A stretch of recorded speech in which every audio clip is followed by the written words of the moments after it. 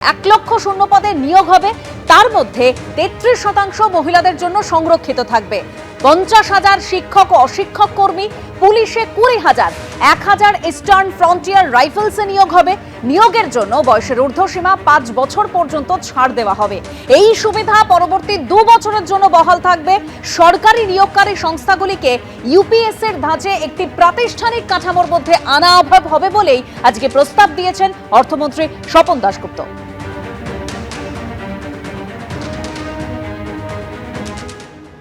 রাজ্য সরকারি অফিসগুলোতে 1 লক্ষ শূন্য পদ পূরণ করা যাবে, যার 33% মহিলাদের জন্য সংরক্ষিত থাকবে।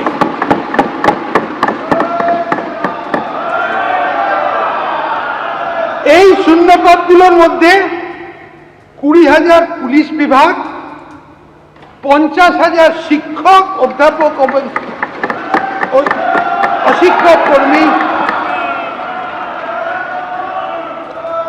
1,000 ইস্টার্ন ফ্রন্টিয়ার রাইফেলস এবং বাকি অনেক সরকারি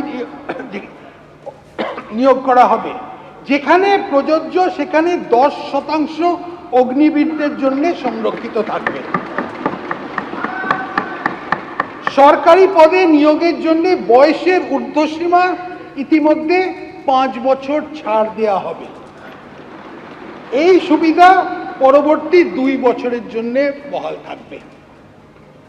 সরকারি নিয়োগকারী বিভিন্ন সংস্থাকে ইউপিএসসির ধাঁচে একটি প্রাতিষ্ঠানিক কাঠামোর মধ্যে আনা হবে। সরকারি নিয়োগ নিয়ে মুখ্যমন্ত্রী শুভেন্দু অধিকারী কি বলেছেন, শুনুন। পরিষ্কার আমরা বলেছি এই অর্থবর্ষে 1 লক্ষ নতুন নিয়োগ হবে।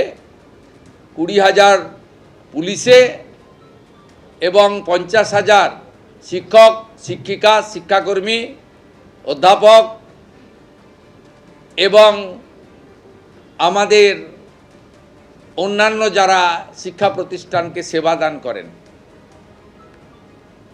50,000-এর কথা বলা হয়েছে। বাকি 30,000-এর ক্ষেত্রে সরকারি অফিসগুলো ডাটা এন্ট্রি অপারেটর, চুক্তিভিত্তিক লোকেদের দ্বারা চলছে। সেখানেও যে যে দপ্তরে যেমন যেমন ভ্যাকেন্সি আছে তাকে পূরণ করা হবে।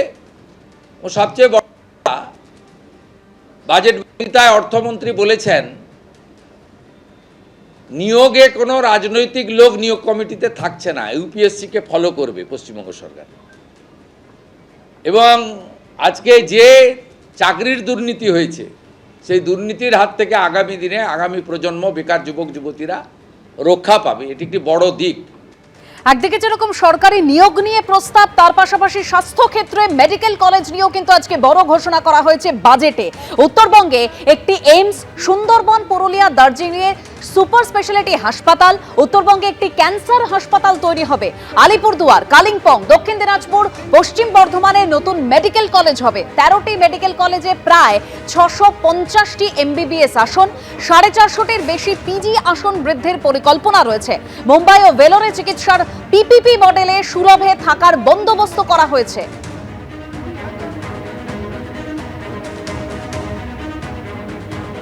রাজ্য সরকার উত্তরবঙ্গে একটি এইমস হাসপাতাল, সুন্দরবন ও পুরুলিয়া এবং দার্জিলিংয়ে সুপার স্পেশালিটি হসপিটাল এবং উত্তরবঙ্গে একটি বিশিষ্ট ক্যান্সার হাসপাতাল স্থাপন করার উদ্যোগ নেবে। সিউড়ি সুপার স্পেশালিটি হাসপাতালকে একটি সরকারি মেডিকেল কলেজ ও হাসপাতালে উন্নীত করা হবে। Affordable medicines and reliable implants for treatment scheme চালু করা হবে, যার মাধ্যমে জীবনদায়ী ওষুধ ও ডিসপোজেবল সার্জিক্যাল সামগ্রী এবং দামি মেডিকেল ইমপ্লান্ট 50% থেকে 90% পর্যন্ত ছাড় পাওয়া যাবে। আলিপুরদুয়ার, কালিম্পং, দক্ষিণ দিনাজপুর ও পশ্চিম বর্ধমান জেলাতে নতুন মেডিকেল কলেজ স্থাপন করা হবে। এছাড়াও সরকার 13টি রাজ্য সরকারি মেডিকেল কলেজে প্রায় 650টি এমবিবিএস আসন এবং 450টির বেশি পোস্ট গ্রাজুয়েট আসন, পিজি আসন বাড়ানোর পরিকল্পনা হাতে নিয়েছে।